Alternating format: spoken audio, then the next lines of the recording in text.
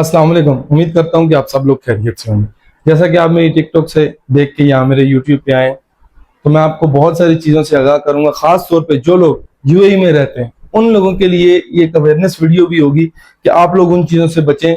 जिन चीज़ों का शायद आपको भी ना पता और 10 सालों में मुझे भी ना पता हो कि इस वजह से, इस चीज़ से, इस रीजन से भी लोग जेल जा सकते हैं, डिपोर्ट हो सकते हैं और उनके ऊपर कानूनी कार्रवाई हो सकती है। बहुत सारे ऐसे लोग मैंने जेल से उनसे मिला हूं और मैंने उनके केस देखे हैं जिनका ना कोई सर है ना कोई पाँव है, बट क्या कि वो बेचारे 6 महीने के लिए, 9 महीने के लिए, साल के लिए, 1.5 साल के लिए फंसे पड़े हैं। मेरे अपने सर्कल में ऐसे ऐसे लोग हैं जो बेचारे बेगुनाह हैं,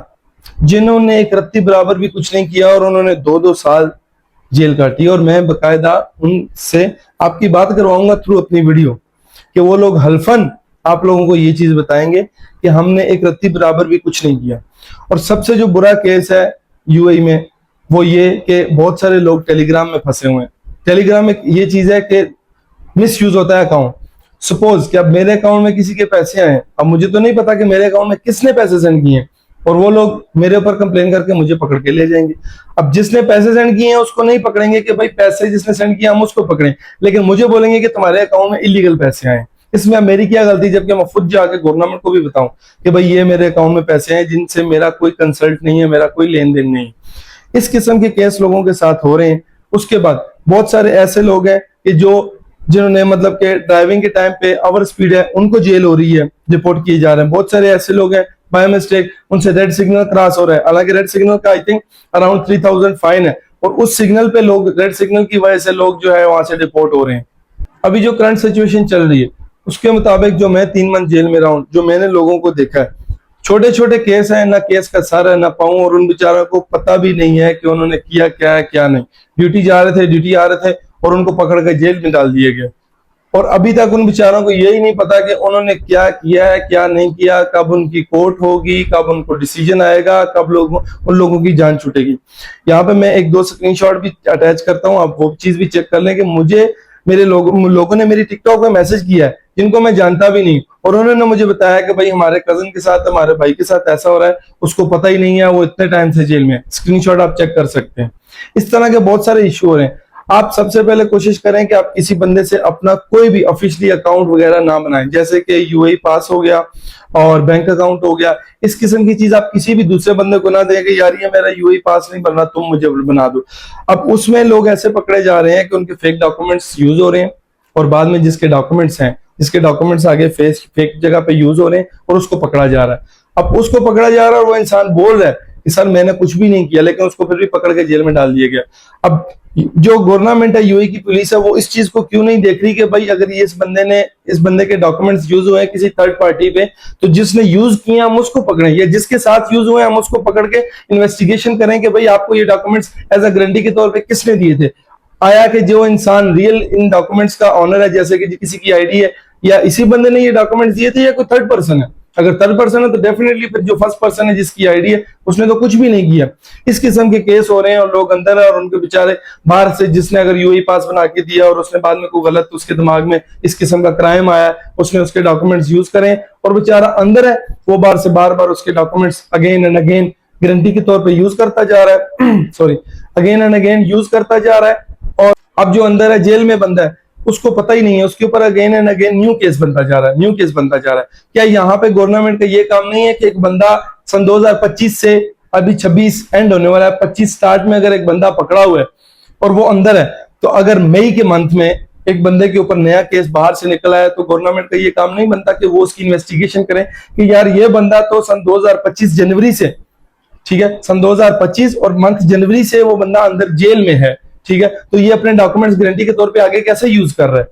हम उस चीज की इन्वेस्टिगेशन करें कि जिसको डॉक्यूमेंट्स दिए गए हैं उससे पूछा जाए कि आपको ये डॉक्यूमेंट्स किसने दिए हैं, और जो इंसान डॉक्यूमेंट्स दे, जमा कराए गारंटी के तौर पे, उसको पकड़ा जाए, ना कि वो बेचारा जो ऑलरेडी अंदर फंसा हुआ 1 साल से, उसके ऊपर एक और 6 मंथ का केस डाल के उसको 1.5 साल बना दे। इस तरह के बहुत सारे ऐसे केस आप टेलीग्राम का, जिनके अकाउंट में पैसे आ रहे हैं ड्रग्स के, या कोई फेक पैसे आ रहे हैं ड्रग्स के, या किसी भी किस्म के इलीगल मनी आ रही है, उनको पकड़े जिनके अकाउंट में आ रहा है, और वो बोल भी रहे हैं कि सर हमें तो पता ही नहीं इन पैसों का। और बहुत सारे ऐसे लोग हैं कि जो खुद चल के पुलिस स्टेशन गए,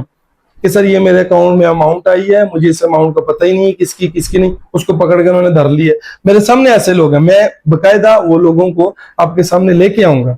क्योंकि मैं बिना प्रूफ के कोई भी बात नहीं करता, या बिना पुख्ता कोई मुझे चीज की नॉलेज नहीं होती, या मैं उस चीज पे श्योर नहीं होता ये ऐसे है ये वैसे है, मैं नहीं बोलता। मैं जो 3 मंथ रहा हूँ, बहुत सारी चीजें मैंने देखी हैं, तो तभी मैं ये चीजें बोल रहा हूँ। और जो लोग यूएई में रह रहे हैं और मजीद रहना चाहते हैं, उनके लिए ये कुछ टिप्स हैं। पहले तो आप कोशिश करें कि आप किसी को कहीं पे भी ड्रॉप करने ना जाएं, किसी को अपना बाइक ना दें, किसी को अपनी गाड़ी ना दें, किसी को भी अपनी एमिरेट्स आईडी, अपना लाइसेंस, पासपोर्ट की कॉपी बिला वजह ना दें। कोशिश करें कि आपके ये डॉक्यूमेंट्स अगर चाहिए तो जस्ट पीआरओ से शेयर करें, इसके अलावा किसी को ना दें। सेकंड थिंग, कोशिश करें कि आप किसी को कहीं पे भी ड्रॉप करने ना जाए। आपको नहीं पता कि वो इंसान जिसको आप ड्रॉप करने जा रहे हैं, भले वो आपका जितना मर्जी बेस्ट फ्रेंड है, क्या पता कि वो किस क्राइम में इन्वॉल्व है, क्या एक्टिविटी करने जा रहा है। मैं भी ऑलरेडी उसके ऊपर कई केस हो, आप रास्ते में जा रहे हैं, ऑलरेडी सीआईडी उसके पीछे हो और उसको पकड़ेगी जब आप साथ हैं, ऑटोमेटिकली आप भी उस चीज में इन्वॉल्व हो जाएंगे जिस चीज में वो इंसान है। इस तरह के बहुत सारे केस मैंने देखे हैं कि जो लोग किसी के साथ जा रहे हैं और वो बेचारा दूसरा इस चीज में इन्वॉल्व है, और जो सेकंड वाला पर्सन है उसको पता ही नहीं है कि ये क्या कर रहा है क्या नहीं कर रहा, वो भी इस चीज में फंस के, तो उसके साथ भी वही हो रहा है, जेल बाद में डिपोटेशन। इस टाइम पे जो करंट सिचुएशन चल रही है मोस्टली यही है, छोटी से छोटी मिस्टेक जो इनडायरेक्टली आपकी होती भी नहीं है, ठीक है, लेकिन उसमें क्या किया जा रहा है, आपको पकड़ा जा रहा है, आपको जेल में डालकर उसके बाद डिपोर्ट किया जा रहा है। कोशिश करें कि आप किसी का भी अगर एटीएम लेके जा रहे हैं, एटीएम पे कोई आपको दोस्त बोलता है कि यार ये एटीएम पकड़ो, ये एटीएम से जो है आप पैसे विड्रॉ करके ले आओ, कोशिश करें कि इस किस्म की किसी भी एक्टिविटी में ना जाए। उसका रीजन ये है कि आपको नहीं पता होगा कि जो आप कार्ड में से पैसे विड्रॉ कराने जा रहे हैं क्या वो पैसे लीगल है कि इलीगल है। दूसरी बात, अगर कोई भी आपका दोस्त आपके अकाउंट में पैसे सेंड करता है और आपको बोलता है कि भाई मैं यहाँ पे भी नहीं हूँ, तुम ये पैसे निकलवा के मेरे फलां दोस्त को दे दो, उसके पास जो है अकाउंट नहीं है, मैं अभी अबू धाबी में हूँ या दूसरी स्टेट में हूँ, तो तुम वहां पे अभी घर के पास हो, काइंडली मैं तुम्हारे अकाउंट में पैसे सेंड करता हूँ, तुम वो पैसे निकाल के मेरे फलां दोस्त को दे दो, उसके पास अकाउंट नहीं है वरना मैं उसे डायरेक्ट सेंड कर दूंगा।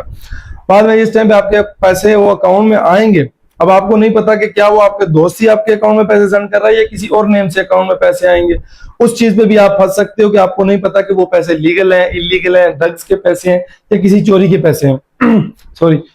उस चीज में भी आप फंस सकते हैं। इस किस्म की भी चीजों से आप कोशिश करें कि अवॉइड करें, ना किसी का एटीएम लेके जाएं और ना किसी के पैसे अपने अकाउंट में आए हुए किसी और को निकाल के दें। अगर सपोज आपका कोई आपको दोस्त ऐसे बोलता भी है तो आप उसको यही चीज बोलेंगे, यार सॉरी मेरी अभी आज की लिमिट पूरी हुई है या नहीं, या मेरा एटीएम गुमा हुआ है या मैं कहीं दूर हूँ, बहाना करके कोशिश करें कि इस चीज को आप अपने आप से टालें, इस चीज को आप इग्नोर करें, ना कि आप पैसे अपने अकाउंट में मंगवा के तो अगले को दे दें और बाद में आप उस चीज से फंस जाए। ना सेंड करने वाला फंसेगा, ना जिसको आपने दिए वो फंसेगा, फंसेगा वो जिसके अकाउंट में है, भले उस बेचारे की गलती है या नहीं। बहुत सारे लोग अब मेरे केस का पूछ रहे हैं और मेरे केस का वेट कर रहे हैं, तो मैं आपको बताता हूँ कि मेरा केस क्या है या मैं किस मसले में फंसा जिसकी वजह से मुझे जेल हुई और मैं डिपोर्ट हुआ। मेरा एक दोस्त मेरी तरफ आया, हम दोनों ने रेस्टोरेंट पे बैठ के खाना खाया, उसके बाद हमने जाना था जुमेरा, हमारा वहां पे एक काम था। हम लोग जुमेरा पहुंचे, गाड़ी पार्क की, मैं और मेरा दोस्त जैसे ही हम लोग गाड़ी से उतरे, रोड क्रॉस किया, सामने एक लड़का खड़ा हुआ था। जैसे ही उसने मुझे देखा और मेरे पास आया, सलाम दुआ हुई, भाई मैं आपकी वीडियोस देखता हूँ और मैं फर्स्ट डे से आपको फॉलो कर रहा हूँ, आपकी वीडियोस बड़ी अच्छी लगती हैं, ये वो, जैसे बंदा किसी को मिलता है और मतलब बात करता है, सलाम दुआ होती है। उसके बाद उसने मुझे बोला, भाई मैंने आपके साथ वीडियो बनानी है। और मेरे लिए ये चीज थोड़ी कैजुअल सी, क्योंकि इससे पहले भी मुझे कुछ लोग मिले थे जिन्होंने मुझे इज्जत दी, प्यार दिया कि भाई आपके साथ वीडियो बनानी है। तो मेरे लिए ये चीज नॉर्मल थी, मैंने कहा ठीक है भैया बनाए, श्योर, क्यों, इसमें कोई मसला नहीं, आप बनाए वीडियो। उस इंसान ने ऐसे करके वीडियो बनाई, मैं भी था और मेरा दोस्त बेचारा तो बिल्कुल ही मतलब वो तो वीडियोस भी नहीं बनाता, किसी चीज में इन्वॉल्व भी नहीं था। मैं तो चले फिर व्लॉग वगैरह वीडियोस वगैरह में इन्वॉल्व हूँ, ये चीज में, इस एक्टिविटी में मैं एक्टिव हूँ। अब उस इंसान ने क्या किया कि ऐसे वीडियो बनाई, वीडियो बना के उसने बाद में कहीं टिकटॉक पे पोस्ट की और जिसके ऊपर उसने लिखा कि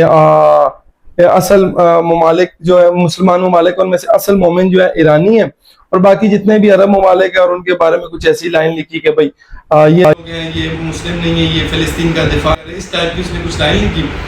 और जिस दिन मैं उस लड़के को मिला उसके 2 दिन बाद ऑटोमेटिकली मुझे सीआईडी ने उठा लिया। जब मुझे सीआईडी ने उठाया तो मुझे पता भी नहीं था कि भाई ये मैंने क्या किया है या क्या नहीं किया। मैंने उनको यही बोला कि मैंने कुछ भी नहीं किया, मैं तो बिल्कुल स्ट्रेट फॉरवर्ड हूँ और मैं लीगल हूँ, मेरे पास सारी डॉक्यूमेंटेशन भी है। उन्होंने कहा आप चलो हमारे साथ। जब मैं गया वहाँ पे उन्होंने मुझे बताया कि भाई आप इस वीडियो में हो। ये लाइंस लिखी हुई हैं। और मैंने उनको बताया भी कि मैं जैसे इस वीडियो में हूँ, मेरे चैनल से ना ये वीडियो अपलोड हुई है और ना मेरे हाथ से ये वीडियो बनी। अब जब वहां मैं गया, मैंने उनको बताया कि ना मेरे ये चैनल से वीडियो अपलोड हुई है और ना ही मेरे हाथ से ये वीडियो बनी हुई है। अब किसी ने वीडियो लगाई है, कोई भी किसी के बारे में वीडियो अगर लगा देगा, उसके ऊपर कुछ लिख देगा, तो उसमें उसकी गलती तो नहीं है। जिसने लगाई आप उसको पकड़े। उन्होंने मुझे बोला कि नहीं भाई, आप भी इस वीडियो में इन्वॉल्व है, आप भी इस वीडियो में हैं। मैंने कहा जरूर मैं इस वीडियो में हूँ, लेकिन ना मेरे हाथ से बनी हुई है और ना ही मेरे चैनल से अपलोड हुई हुई। जिसने किया आप उसको पकड़े, उससे पूछे उसने क्यों किए। खैर मेरी कोई बात ना सुनी गई और उसके बाद फिर मुझे जेल हो गई 3 मंथ की और उसके बाद मैं डिपोर्ट हो गया। और ये चीज आपको पता है कि यूएई में लिंक्स वगैरह नहीं चलते और ना इंसान का कोई तलक चलता है। बस जो बेचारा एक रगड़े में आ गया वो फिर उसके बाद उसने डिपोर्ट ही होना है। बहुत सारे ऐसे लोग हैं जो बिला वजह डिपोर्ट हुए और मैं बारी बाई बारी स्टेप बाय स्टेप सबका इंटरव्यू आपके सामने लाऊंगा, जो लोग वहां से बेचारे जेल से होके आए, और आप उनके केस सुनिएगा और उनकी सजा सुनिएगा कि बेचारों के साथ क्या हो रहा है और क्या नहीं। और अगर आप मेरे चैनल पे न्यू है तो काइंडली मेरे चैनल को सब्सक्राइब कर दें और वीडियो आगे से ज्यादा अपने फ्रेंड्स, कजन, दोस्त, यारों से शेयर कर दें, ताकि अगर किसी को किसी चीज का ना पता हो तो वो इस चीज से एहतियात करें।